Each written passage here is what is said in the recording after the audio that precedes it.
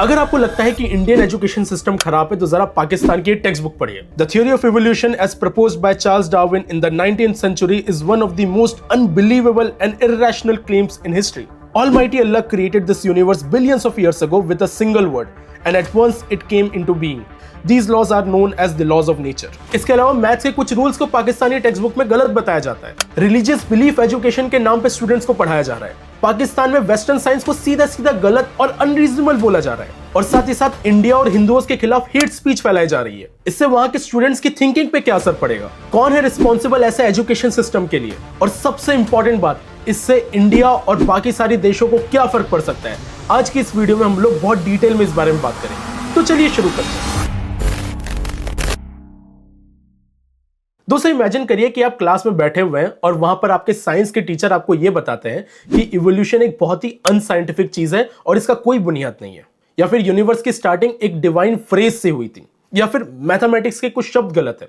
ये पाकिस्तान के science text books की नॉर्मल चीजें हैं। पाकिस्तान की साइंटिफिक टेक्स्ट बुक में एक बहुत बड़ा क्राइसिस चल रहा है। वहां की टेक्स्ट बुक्स में अनसाइंटिफिक बातें एकदम से इंजेक्ट कर दी जाती है। साइंस टेक्स्ट बुक्स में अनसाइंटिफिक क्लेम्स और रिलीजन इंडोक्ट्रिनेशन का सिस्टम इंक्लूजन। ये सिर्फ एजुकेशन की बात नहीं है, बल्कि उनके देश के साइंस और टेक्नोलॉजी को भी इंपैक्ट करता है। पाकिस्तान की पॉपुलेशन का ऑलमोस्ट 64% यूथ है, जो कि 30 के अंडर आता है। अगर इतने सारे लोगों को ऐसी बातें सिखाई जाएंगी तो उसका इंपैक्ट सीधा पाकिस्तान पे तो पड़ेगा ही, लेकिन उसके अलावा इंडिया और आसपास के देशों पे भी असर पड़ेगा, क्योंकि यही आइडियोलॉजिकल माइंड वहां के डिप्लोमेट्स बनेंगे, वहां के ब्यूरोक्रेट्स बनेंगे, और उनकी वजह से हमें प्रॉब्लम हो सकती है। लेकिन सबसे पहले स्टेप बाय स्टेप जानते हैं कि ये क्राइसिस आखिर पाकिस्तान में आई कैसे, ये इतनी सारी रिलीजियस आइडियोलॉजी वहां के टेक्स्ट बुक में इंट्रोड्यूस कैसे हुई। पाकिस्तान के टेक्स्ट बुक में रिलीजियस कंटेंट का डोमिनेशन कोई रीसेंट फिनोमिना नहीं है। 1970s में जनरल जियाउल उल हक के मिलिट्री रूल के दौरान पाकिस्तान में एजुकेशन का सिस्टमैटिक इस्लामाइजेशन शुरू हुआ। इस्लामाइजेशन का मतलब होता है कि इस्लामिक कंटेंट को वहां पर प्रमोट करना। 1979 में जिया ने एक कॉम्प्रिहेंसिव एजुकेशन पॉलिसी इंट्रोड्यूस की, जिसका एक्सप्लिसिट एम था करिकुलम को इस्लामिक थॉट के अराउंड रिकॉग्नाइज करना और एजुकेशन को एक आइडियोलॉजिकल ओरिएंटेशन देना। उन्होंने क्लियरली स्टेट किया कि आगे आने वाली जनरेशन को हम लोगों को इस्लामिक आइडियोलॉजी से इंडोक्ट्रिनेट करना है। जिया के ओन वर्ड्स में उनका गोल था ये इंश्योर करना कि Islamic ideology permeates the thinking of younger generation. यानी कि ये कोई ओवरसाइट या कोइंसिडेंट नहीं था, ये एक डेलिब्रेट अटेम्प्ट था जो वहां पर किया गया, और ये सारी चीजें लास्ट 45 साल से पाकिस्तान में चल रही है। इस पॉलिसी को फर्दर इंस्टीट्यूशनलाइज किया गया थ्रू द स्पेसिफिक बॉडी जैसे कि मुत्तहिदा उलीमा बोर्ड, जो एजुकेशनल कंटेंट को अप्रूव करने की अथॉरिटी रखता है। ये डायरेक्टली कॉन्ट्राडिक्ट करता है मॉडर्न एजुकेशन सिस्टम को, जहां पर एजुकेटर, साइंटिस्ट और एक्सपर्ट आके करिकुलम तैयार करते हैं। यहां पर ऐसा कुछ नहीं हो रहा है। अब सबसे पहले डिटेल में समझ लेते हैं कि इन टेक्स्ट बुक में एक्चुअली दिया क्या है, जिसके ऊपर इतनी बातें हो रही हैं। और सबसे पहले हम लोग बायोलॉजी पे ही आ जाते हैं। बायोलॉजी में आपको पता होगा सबसे बड़ा प्रॉब्लम जो हो सकता है वो इवोल्यूशन पे है। हम लोग बायोलॉजी में इवोल्यूशन को एक फंडामेंटल चीज लेके चलते हैं, जिसके प्रिंसिपल पे बेस्ड आगे की साइंस इवॉल्व होती है। लेकिन खैबर पख्तूनख्वा के बायोलॉजी टेक्स्ट बुक्स में इवोल्यूशन को one of the most unbelievable and irrational claims in history कहा गया है। यह स्टेटमेंट डायरेक्टली कॉन्ट्राडिक्ट करता है ग्लोबल साइंटिफिक कम्युनिटी जो मानती है। इसके अलावा टेक्स्ट बुक इवोल्यूशन को एक्सप्लेन करने के लिए बहुत ही फालतू सा एग्जांपल देती है। उनका कहना है कि ये तो ऐसा ही हो गया कि दो ऑटो रिक्शा आके टकराई और एक कार बन गई। ऐसे एनालॉजी से हम लोग अगर इवोल्यूशन को एक्सप्लेन करेंगे तो सीधी सी बात है, स्टूडेंट्स का इवोल्यूशन के ऊपर तो भरोसा आएगा नहीं। जबकि इवोल्यूशन को समझाने के बहुत ही अच्छे तरीके हो सकते हैं। डार्विन के नेचुरल सिलेक्शन थ्योरी के अकॉर्डिंग इवोल्यूशन एक स्लो प्रोसेस है, जो म्यूटेशन, जेनेटिक वेरिएशन और नेचुरल सिलेक्शन के थ्रू मिलियंस ऑफ ईयर्स में होता है। स्पीसीज एक दूसरे में ट्रांसफॉर्म नहीं होते, बल्कि ग्रेजुअली अडेप्ट होते हैं एनवायरनमेंट के अकॉर्डिंग।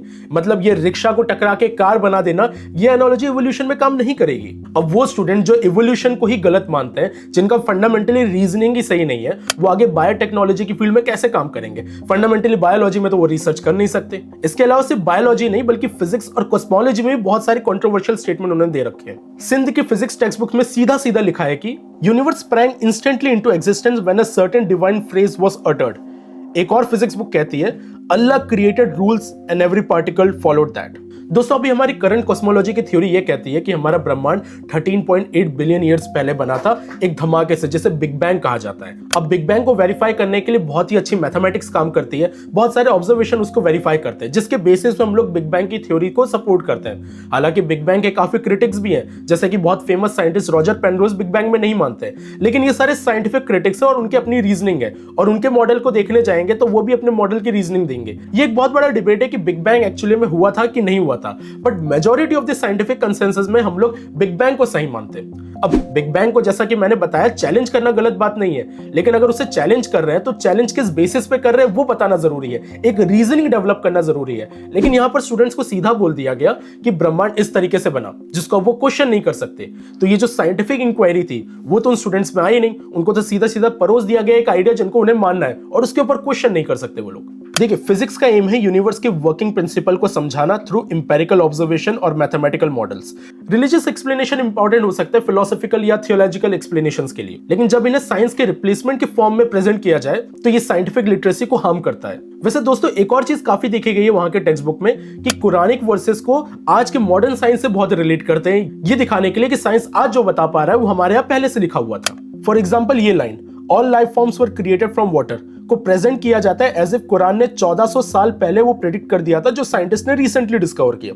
सिमिलरली यूनिवर्स के ओरिजिन और एक्सपेंशन में भी वर्सेस को बिग बैंग थ्योरी से कनेक्ट किया जाता है। फेमस पाकिस्तानी फिजिसिस्ट परवेज हुडबॉय, जो प्रिंसटन यूनिवर्सिटी से पीएचडी है, इसे पोस्ट डिक्शन कहते हैं, यानी कि उनका कहना है कि पहले साइंटिफिक डिस्कवरीज हो जाती है और बाद में साइंटिफिक डिस्कवरीज के बेसिस में चीजों को इंटरप्रेट किया जाता है। ये एक ऐसी चीज है जो सिर्फ इस्लाम नहीं बल्कि हिंदुइज्म, क्रिश्चियनिटी में भी देखी गई है। इसके अलावा बहुत सारे ऐसे और धर्म है जो इसको प्रैक्टिस करते हैं, ये दिखाने के लिए कि मॉडर्न साइंस जो डिस्कवर कर रहा है वो उनके एंशिएंट टेक्स्ट में पहले से दिया हुआ था, एक सुपीरियरिटी दिखाने के लिए। प्रोफेसर परवेज एक्सप्लेन करते हैं कि साइंस प्रेडिक्शन करता है, एक्सपेरिमेंट के थ्रू टेस्ट करता है और एविडेंस के बेसिस पर थ्योरी मॉडिफाई करता है। केपी की स्टडी ने यह पाया कि कुरानिक वर्सेस को इंक्लूड करना टेक्स्ट बुक में एक डेलिब्रेट स्ट्रेटेजी है to Islamize science and scientify Islam to prove it as a scientific religion. ये अप्रोच रिलीजन और साइंस दोनों को इनकरेक्टली रिप्रेजेंट करता है। अब ये बात यहाँ पर खत्म नहीं हुई।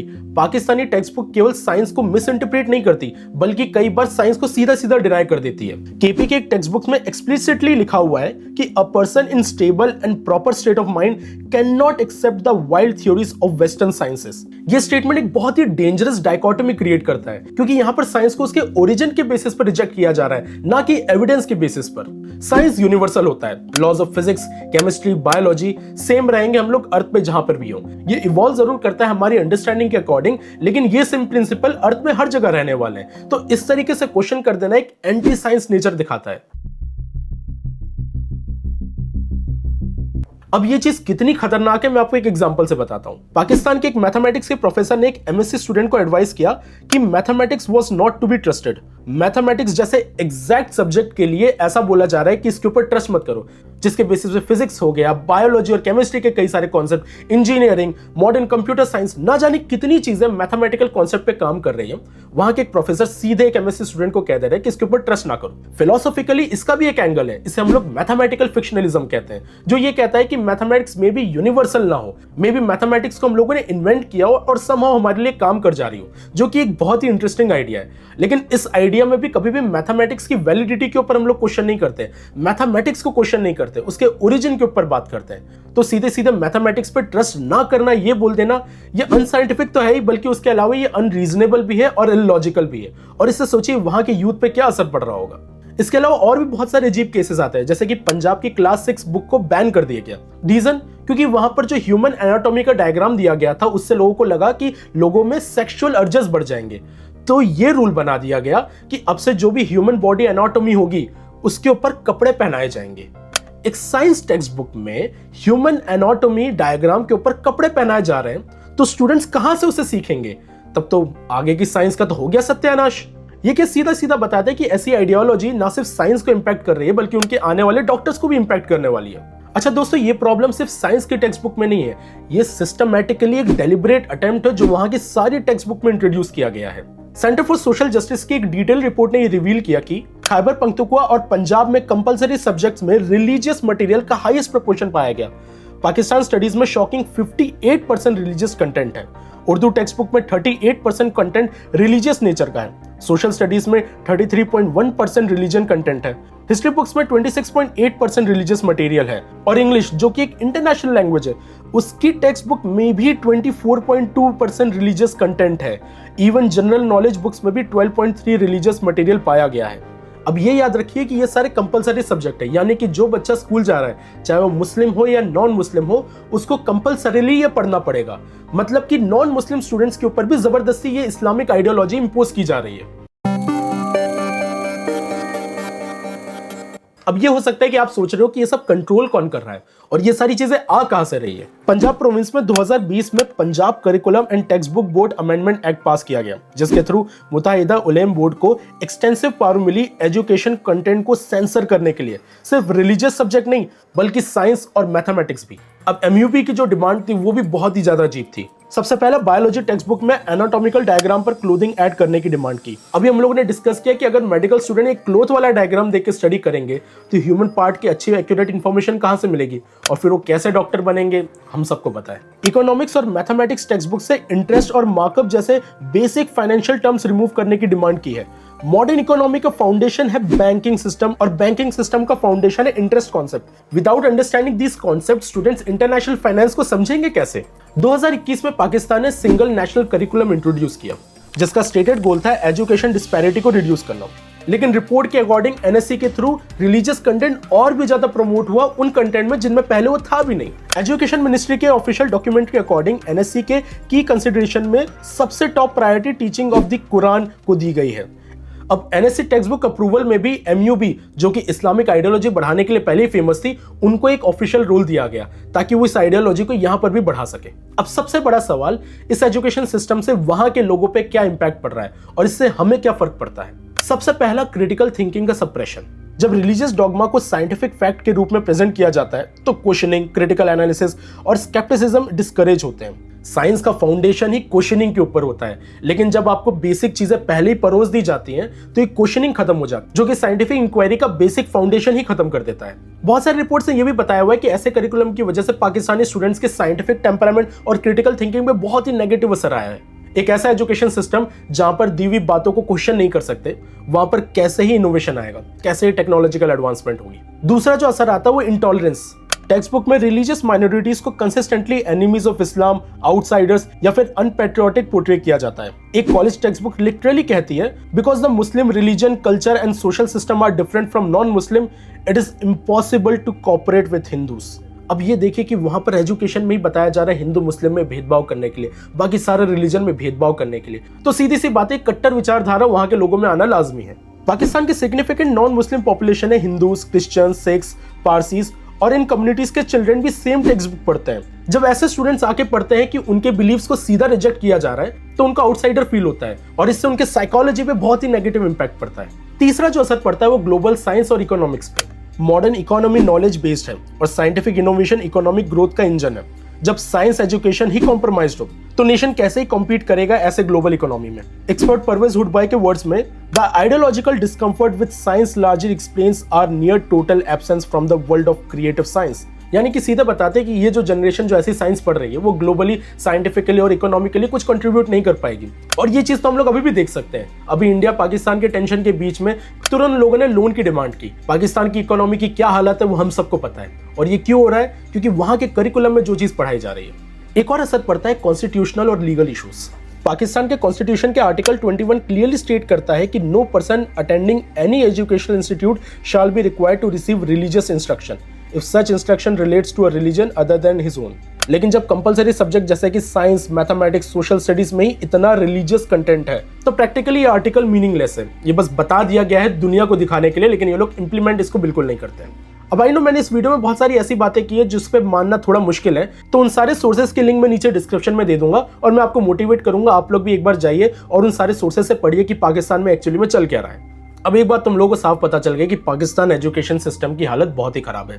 अगर पाकिस्तान का ऐसा एजुकेशन सिस्टम रहा तो उनके एनिमी इंडिया, अफगानिस्तान या कोई आसपास की कंट्रीज नहीं रहेंगी बल्कि वो खुद रहेंगे और इसकी वजह से उनको तो नुकसान होगा ही, बल्कि वहां की जनरेशन एक ऐसी कट्टर आइडियोलॉजी लेकर आएगी जिसकी वजह से ज्यादा टेररिस्ट अटैक होंगे, जिसकी वजह से ज्यादा कॉन्फ्लिक्ट्स होंगे। तो ये बहुत इंपॉर्टेंट जानना कि ऐसी आइडियोलॉजी की वजह से इंडिया जैसे देश भी अफेक्ट हो रहे हैं जहां पर हम लोग हमारे एजुकेशन सिस्टम को इतना सेक्युलर रखते हैं। अब I know Indian education system में भी काफी लूपहोल्स है जिनको भरने की काफी कोशिश चल रही है। मैं टीएफआर के एक साइंटिस्ट से मिला था जो न्यू एजुकेशन पॉलिसीज में भी जो कुछ कमी है उसके ऊपर वर्क कर रहे हैं, और उनसे बात करके मुझे एक चीज पता चल गई कि हम लोग पूरा ट्राई कर रहे हैं हमारे करिकुलम को ज्यादा से ज्यादा सेक्युलर रखने के लिए। लेकिन आप जानते होंगे कि हमारे यहाँ भी कुछ ऐसे लोग हैं जो चाहते हैं कि रिलीजियस आइडियोलॉजी एजुकेशन के थ्रू प्रमोट हो, जो कि एक बहुत ही बेकार चीज है। पाकिस्तान के केस से हम लोगों ने सीधा समझा कि जब भी रिलीजन साइंस और फैक्ट के साथ मिलता है तो वो एक बहुत ही बेकार कॉम्बिनेशन होता है जो कि नेशन के एक डाउनफॉल के लिए रिस्पॉन्सिबल होता है। तो इस वीडियो का एक आउटकम जो मैं बताना चाहूंगा ये भी है कि हम लोगों को रिलीजन के हिसाब से हमारे एजुकेशन सिस्टम को कभी अफेक्ट नहीं होने देना है। फॉर्चुनेटली आज के टाइम पे ऐसी चीज मुझे तो होते हुए नहीं दिख रही है,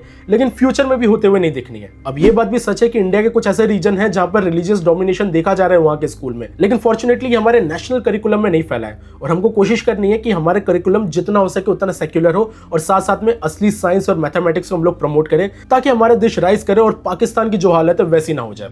अब इस वीडियो को बनाते टाइम मेरा किसी भी धार्मिक ग्रुप की आलोचना करने का कोई इंटेंशन नहीं है। इसे मैंने pure scientific point of view से बनाया है कि एजुकेशन सिस्टम में साइंस और मैथमेटिक्स से क्या इंपॉर्टेंट है और एजुकेशन सिस्टम के साथ हम लोगों को क्यों छेड़छाड़ नहीं करना चाहिए। तो आई होप आप इस वीडियो को एक साइंटिफिक पॉइंट ऑफ व्यू से देखें और किसी भी प्रोपेगेंडा के साथ इसे रिलेट ना करें। हम लोग फिर से मिलेंगे नेक्स्ट वीडियो में ऐसी बातें डिस्कस करते हुए। तब तक के लिए स्टे क्यूरियस, कीप लर्निंग।